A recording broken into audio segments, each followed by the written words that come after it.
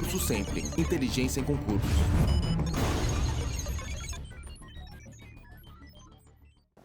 Pessoal, então voltando para a nossa aula aqui hoje, a gente está falando agora sobre as questões de nível explícito e começamos a desenhar na nossa cabeça já o que é essa tal da ancoragem que o professor Andes tem defendido e tem mostrado a vocês. Agora o professor queria conversar um pouquinho a respeito de... E vocês viram isso, né? Que a gente tem que sempre passear no texto. Quando a gente vai resolver uma questão, você fica no slide aqui, você vai slide, volta slide, vai slide, procura, caça. Às vezes até o professor se perde, vocês me ajudam a me localizar. Tanto que eu brinco, você quer ver matar o candidato, você põe o texto numa questão e a questão na outra. Putz, daí o cara fica lá, né? Pra cá, pra lá, pra cá, pra lá. Daí quando é frente e verso, ainda ele vira a outra página e acha que estava antes, tal, daí você perde, começa a ficar nervoso, dá diarreia, tudo mais. É bem comum isso. Opa, pessoal, então a gente tem falado que o texto, então, né? Ele é essa tessitura, esse tecido, e esse tecido se dá em volta de um tema. Então o professor quer demonstrar mais ou menos como que se desenha um texto e para a gente entender como que a gente pode, que postura a gente deve adotar para facilitar as nossas questões de interpretação de texto. Então aqui, ó, isso aqui é o meu texto.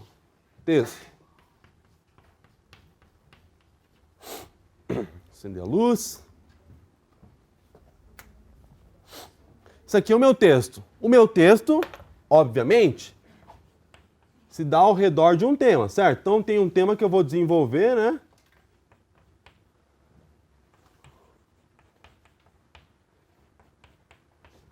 Meu texto sempre se dá ao redor de um tema. Opa, mas tem dois probleminhas aqui. Primeiro, o texto não pode ficar só naquele tema sem falar de nada. Você deve conhecer, né? Sempre tem um cara chato que a gente conhece que fala, repete, reitera, repete de novo, fala e nunca sai daquele mesmo assunto. Nunca acrescenta informações novas. Normalmente, esses caras que você conhece, ele é o professor, entendeu? É o cara que fala, repete, fala de novo. Você fica lá meia hora assistindo a videoaula e o cara nunca para progredir. Então, a gente tem um problema que o cara não progride, ele fica sempre ao redor do mesmo tema ali. Então, o texto tem que se dar ao redor de um tema, sim, mas ele não pode ficar sempre batendo no mesmo tema, dizendo 10 vezes a mesma coisa sem acrescentar nada de informações.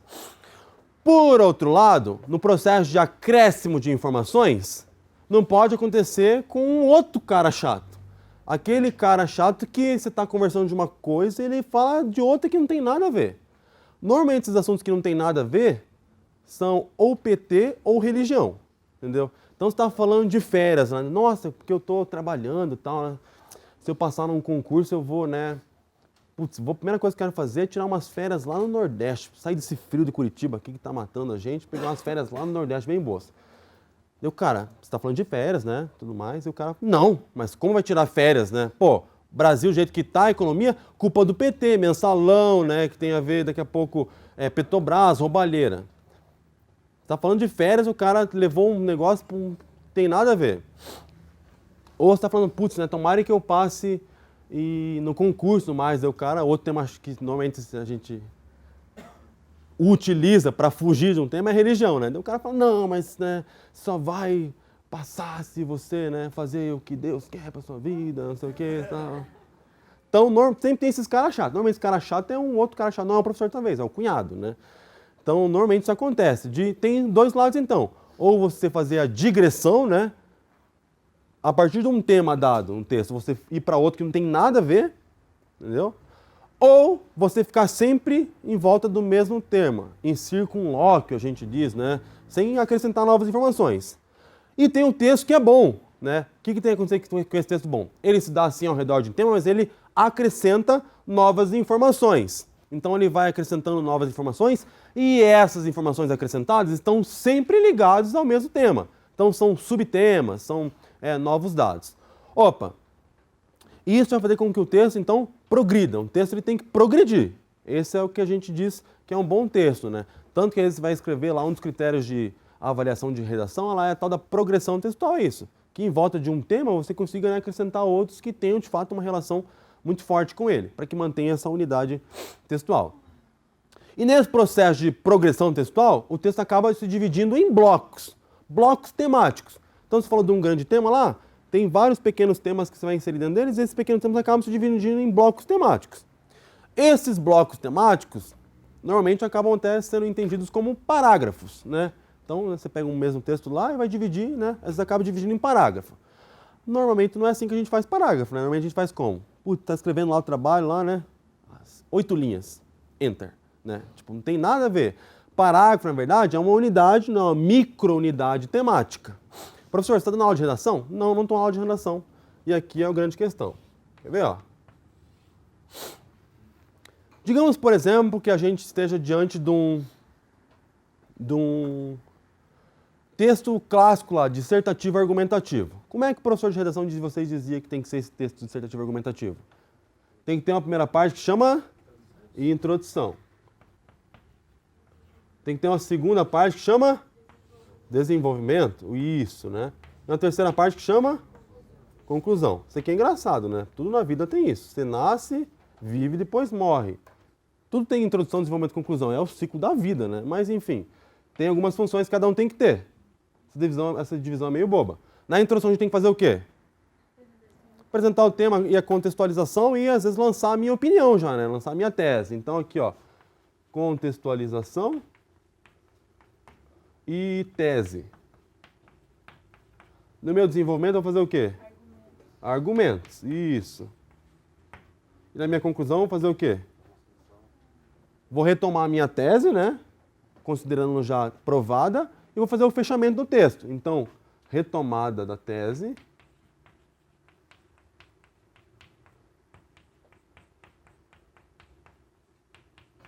Mais fechamento, né? Vou fechar o meu texto. Isso é aula de redação? Não é aula de redação. Digamos que você esteja lendo um texto dele, daí o cara te pede assim, qual a opinião do autor? Onde que eu vou ler a opinião? Primeiro parágrafo e no último, porque lá vai estar. É claro, ao longo de todo o texto vai estar? Ao longo do desenvolvimento vai estar? Vai. Mas para economizar eu já sei onde ir.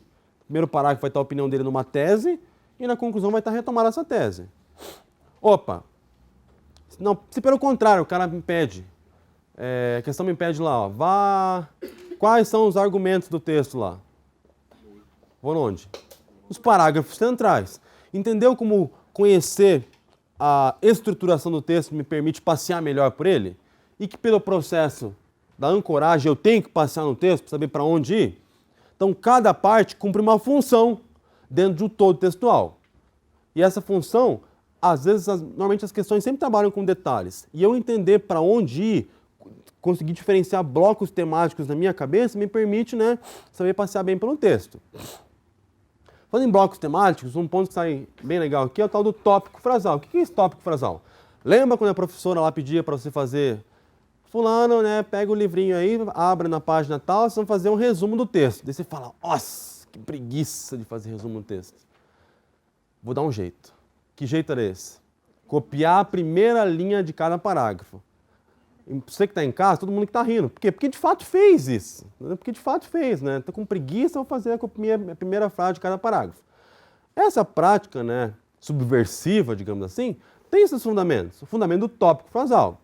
Cada parágrafo, cada bloco temático, utiliza-se, né, uma frase inicial que lança a minha ideia central e que vai ser desenvolvida ao longo de todo esse meu parágrafo.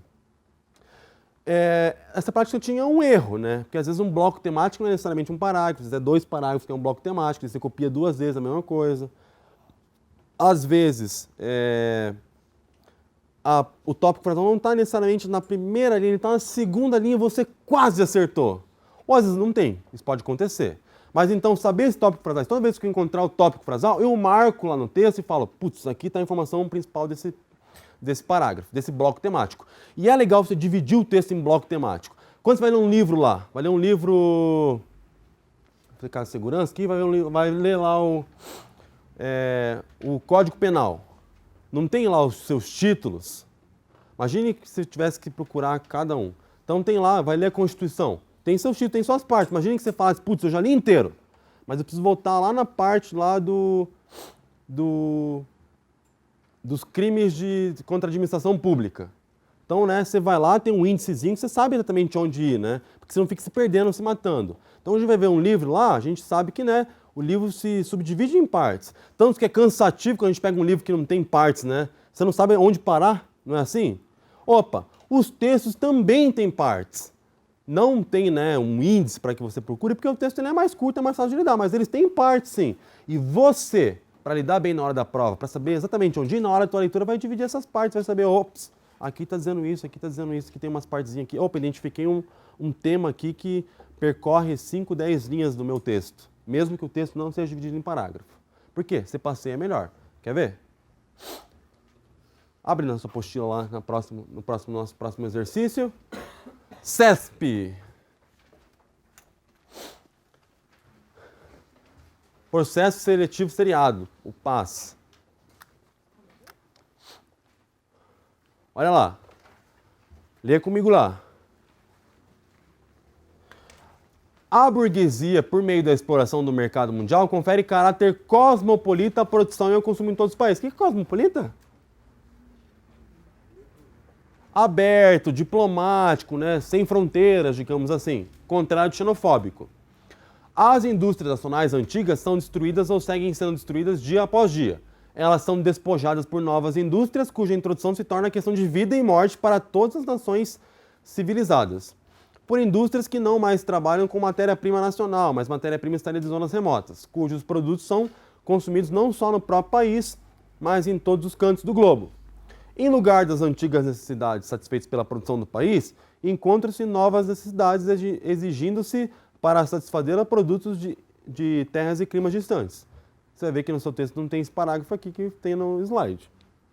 É um bloco único. No lugar da antiga reclusão, ou seja, no fechamento e autossuficiência local e nacional, há conexões em todas as direções, uma interdependência universal das nações. E tanto em produção material como também em produção intelectual, as criações tanto em produção material como também em produção intelectual. Ponto, né? As criações intelectuais de nações individuais tornam-se propriedade comum de todas. A parcialidade e a mentalidade tacanha é bobinho, limitado, nacional, tornam-se sempre mais impossíveis. E, das numerosas literaturas nacionais e locais, forma-se uma literatura universal, texto do nosso amigo Marx e Engels. Opa, um textinho de um bloco até relativamente curto, né? Opa, vamos tentar começar a entender esse texto aqui então. Então, esse aqui é um trecho, né? Não é um texto integral, completo, é um trecho, é um excerto. Opa, mas ele está falando nesse trecho aqui de que a burguesia utilizou um recurso para, de certa forma, afirmar-se. Então, criou a ideia de que as nações devem ser cosmopolitas, de que a produção e, por outro lado, o consumo devem ser cosmopolitas. O que ele está querendo dizer com isso? O exemplo da sua vida. Quando você vai lá comprar, você normalmente compra no mercadinho, faz compras no mercadinho da esquina lá, na mercearia do Zé, ou vai no Carrefour, no Walmart, no Big. Você procura, às vezes, ir nesse lá. Então, o que está querendo dizer aqui, ó? Começa a dizer que as indústrias nacionais, locais, já que a produção e o consumo são, né, universais, globalizados, né, cosmopolitas, foi substituída por empresas multinacionais. Basicamente, isso está querendo dizer. Que utilizam a matéria-prima até que nem é da própria região. Não, a matéria-prima extraída e importada de outro lugar. Isso, na verdade, vai criar, né, esse primeiro momento vai também criar um reforço na necessidade. Então, né, nós, cidadãos comuns, putz, que vontade de comer, de tomar Yakult, né?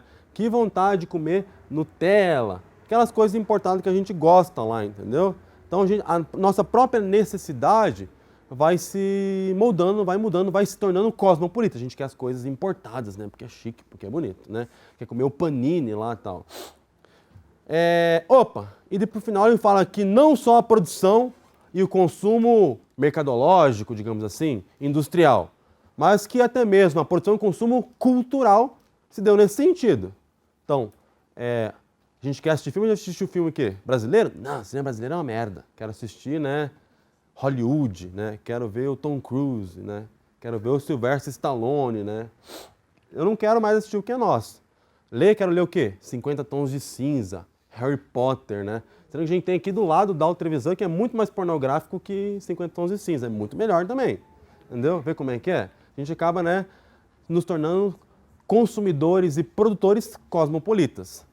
Viu? O professor fez um desenho global do texto. E se você é um cara que está um pouco mais ligado, percebeu que na minha fala eu consegui dividir as partes do texto.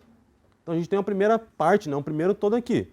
A burguesia confere caráter cosmopolita à produção e ao consumo. Opa! Deixa só marcadinho isso aqui. Depois ele começa a falar das indústrias. Opa, então de as indústrias nacionais até não só no próprio país, mas em todos os cantos do globo, fala do quê? Das indústrias. Então, que foram sendo substituídas, né? E que a matéria-prima também começou a vir de outros países. Falando da questão industrial. Depois ele começa a falar do quê? Em lugar das nossas antigas, começa a falar das necessidades, tal, encontradas, né, em outros lugares, tal. A gente vai querer o que é importado para satisfazer nossas necessidades. E no final aqui, ó, até aqui, ele vai falar do quê? Da produção cultural. Opa, se você for um cara esperto, você vai falar, putz, né? Ele estava falando de confere caráter cosmopolita à produção e ao consumo. Estava falando de indústria, partiu para o cultural. Se eu chegasse e falasse para vocês isso, vocês iam falar, putz, mas está estranho, parece que não tem uma ligação ali. Mas a gente não viu que ele progrediu direitinho ao redor de um mesmo tema? Qual que é o tema? O consumo e a produção cosmopolita. Opa, então aqui nesse caso aqui eu tenho o quê? O meu tópico frasal. Isso aqui não está ao longo de todo o texto? Não está ao longo de todas as ideias? Então esse tópico frasal eu tenho, diante desse tema, eu tenho novos subtemas sendo desenvolvidos. Então fala da indústria, fala das minhas necessidades, e quer ver, ó, fala das indústrias cosmopolitas, falam das necessidades cosmopolitas e fala-se da produção cultural também cosmopolita. Passa o exercício 1 lá. Com relação aos sentidos do fragmento do texto de O Manifesto Comunista de Karl Marx e Friedrich Engels, bem como a temática nele estudada, julgue os itens. A ideia central do texto apresentada no primeiro período é explicitada nos demais. Marca alguma dúvida? Certo, né? É certo e você avalia só como certo. Tá certo, cara. Viu como um texto se divide em subpartes? Viu como... Olha, isso aqui não era um texto integral. O exemplo que o professor deu lá com o texto assertivo argumentativo é muito clássico, né? Muito abstrato, né? Isso aqui é um excerto de um texto, é um parágrafo de um livro, e ainda assim esse parágrafo do livro se subdivide em partes. No único parágrafo eu consigo encontrar partes. Em volta de um mesmo tópico frasal, em volta de uma mesma ideia central, e informações novas sendo acrescentadas, ou seja, progressão textual, beleza, e divisão em blocos temáticos, também beleza.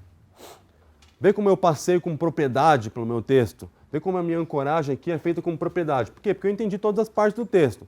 Então você no seu texto vai marcar lá, da burguesia até países, tópico frasal, vai escrever em cima dessa apostila lá. De primeira parte, das indústrias até o em lugar. Segunda parte, do em lugar até o etanto, e etanto até o final, falando de cultura. As 3 partes lá do texto. Se a gente pega um texto de 30 linhas, você consegue identificar essas partes lá? Quando ele perguntar uma coisa, escreve um detalhezinho, você vai saber onde ir e vai economizar tempo. Você vai passear com propriedade pelo teu texto. Nesse sentido, tem muita semelhança quando, por exemplo, você vai para uma cidade diferente. Você vai para uma cidade diferente, né? Você fica no GPS lá, o GPS só te diz besteira, você, né, fica confiando em qualquer um, não sabe bem para onde ir, não sabe se essa rua é contramão, se não é, tal, não sabe qual que é preferencial, né? A gente fica perdido.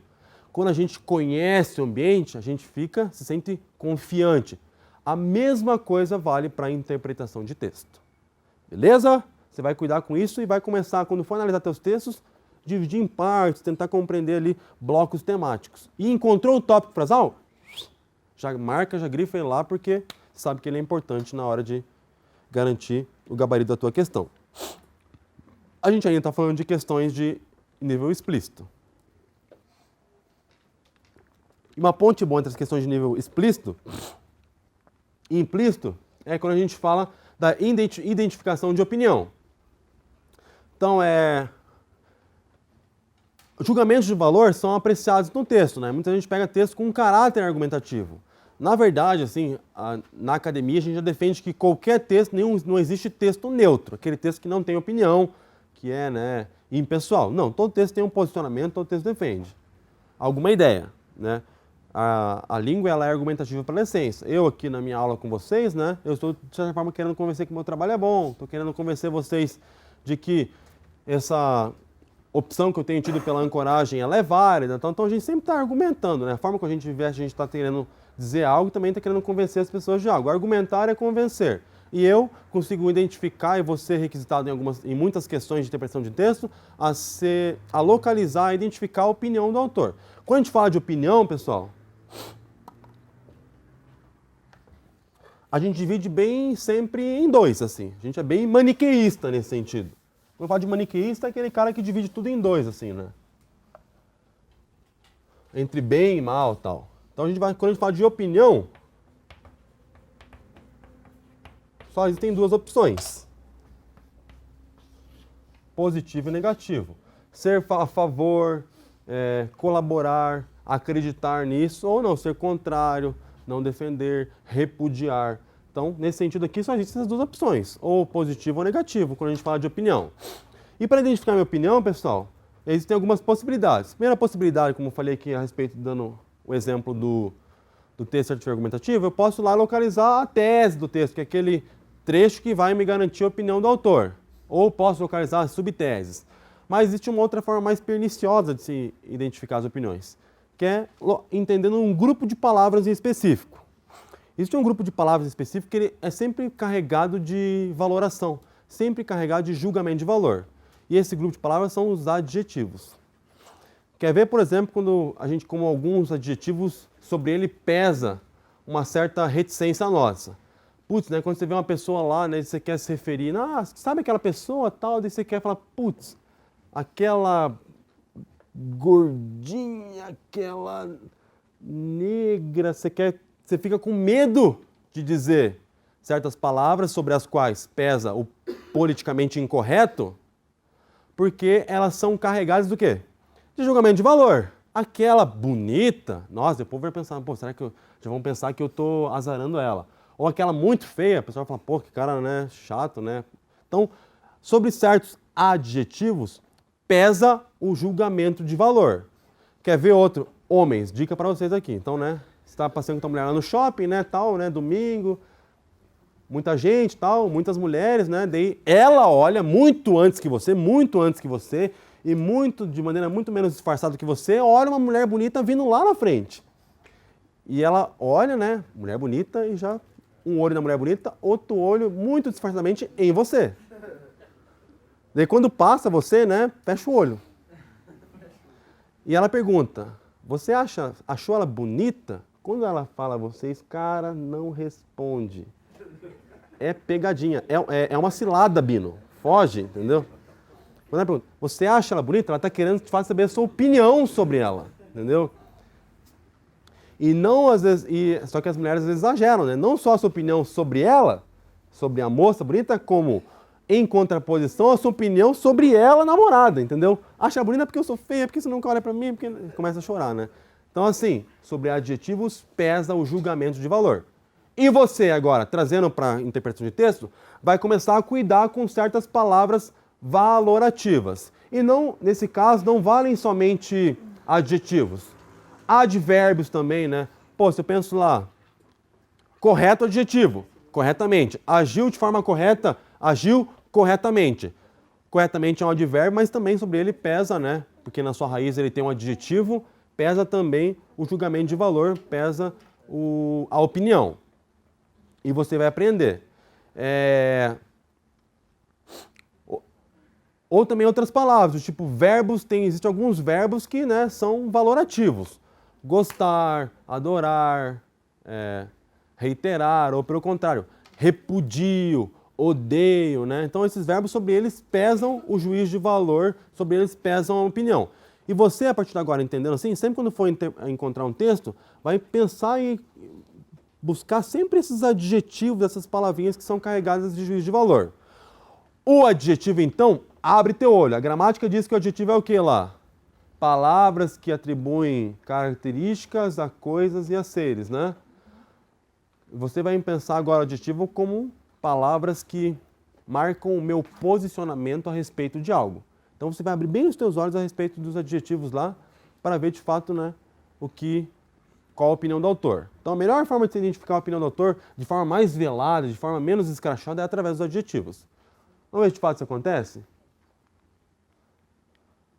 Olha lá, do Instituto Brasileiro de Formação e Capacitação. Só um pouquinho. Esse aqui, o outro, a Revolução Industrial consolidou a capitalismo verdadeira, certo? Isso, então tem lá, está me perguntando a respeito das questões de gabarito que eu não fiz. Ela é verdadeira, isso, é certo também. Questão lá do... A Revolução Industrial, o último exercício que a gente não fez. Como a gente não tem muito tempo, a gente não vai fazer todos. Então esse caso aqui é certo. Mas mesmo que não esteja explícito no texto, ele está falando. Eu posso resolver essa questão com você depois? Depois eu te explico, tá bom? Então... Eu... Marx, né, fica, pô, capitalismo, É... dizendo que consolidou o capitalismo. Eu resolvo essa questão depois bem quietinho com vocês em sala lá, eu mostro para vocês o que de fato tem de certo nela, o que de fato talvez você tenha entendido como errado. Mas ela é uma assertiva correta sim. Para você que está em casa também pode marcar. Falando da identificação de opinião, Instituto Brasileiro de Formação e Capacitação. Textinho curto. Já vai cuidando com os adjetivos que as palavras que carregam juízo de valor. Se querem mesmo ouvir o que aconteceu, a primeira coisa que vão querer saber é onde eu nasci, como passei a porcaria da minha infância, o que meus pais faziam antes que eu nascesse e toda essa lenga-lenga tipo David Copperfield. Mas para dizer a verdade, não estou com vontade de falar sobre isso. Em primeiro lugar, esse negócio me chateia e além disso, meus pais teriam um troço se eu contasse qualquer coisa íntima sobre ele. São um bocado sensíveis a esse tipo de coisa. Principalmente meu pai. Não é que eles sejam ruins, não é isso que eu estou dizendo, mas são sensíveis para burro. E afinal de contas, não vou contar toda a droga da minha vida, da minha autobiografia nem nada. Só vou contar esse negócio de doido que me aconteceu no último Natal, pouco antes de sofrer um esgotamento e de me mandarem para cá, né? Onde estou me recuperando. Então, a partir desse texto aqui, pessoal, já vou direto para a questão. Então, tem um relato ali muito pessoal, né? A gente tem a ideia de talvez caracterizá-lo como um adolescente e tal. Ao comparar a visão, quando eu falo de opinião, pessoal, tem que cuidar que tem alguns sinônimos. Então, opinião, o posicionamento do autor, o ponto de vista, tudo isso está falando de opinião. Ao comparar a visão que o narrador-personagem tem sobre si e sobre seus pais, é correto afirmar que, então, ó, falando da opinião que o narrador tem sobre ele mesmo, já que é um relato pessoal em primeira pessoa, e sobre seus pais, é correto afirmar. O personagem tem uma visão positiva sobre sua vida. Opa, que palavrinha vocês marcaram quando ele fala da vida aqui, ó? Ó, porcaria da minha infância. A vida dele é o quê? Lenga. Vocês são. Ó, quando se fala de opinião, você só divide em positivo e negativo. Isso é positivo ou negativo? Negativo, isso. Não vou contar o quê? Droga da minha autobiografia, nem nada. Então, palavras negativas, então, o personagem tem uma visão positiva sobre sua vida? Não, não tem. O personagem deprecia sua própria vida? O que é depreciar? Putz, o cara não sabe que depreciar tá morto, né? Depreciar é negativo ou é positivo? Opa, os outros adjetivos que você encontrou no texto quando ele fala de sua própria vida são negativos ou positivos? Quase uma questão de matemática, né? Negativo, então questão de opinião. Assertiva B, certa. Opa, mas vamos ver o resto, né? Vai que tá. O narrador considera seus pais pessoas ruins. Vamos ver lá, quando ele fala dos pais, então. Não estou com... Em primeiro lugar, esse negócio me chateia. Além disso, meus pais teriam um troço. Falou dos pais. Se eu contasse qualquer coisa sobre eles. São um bocado o quê? Sensível. Sensível é algo positivo ou negativo? Positivo ou negativo? Nesse caso ali, quase que ele não situa, né? Então, sensíveis não quer dizer que nem que é mais positivo. Não é sensível. Opa, veja como é contextual também, né? Se eu falo, pô, cara, você tá no meio da guerra, o cara é meio sensível, é bom? Não, entendeu? O cara lá, né? Sou policial, sou guarda municipal aqui, mas sou sensível, não mato ninguém.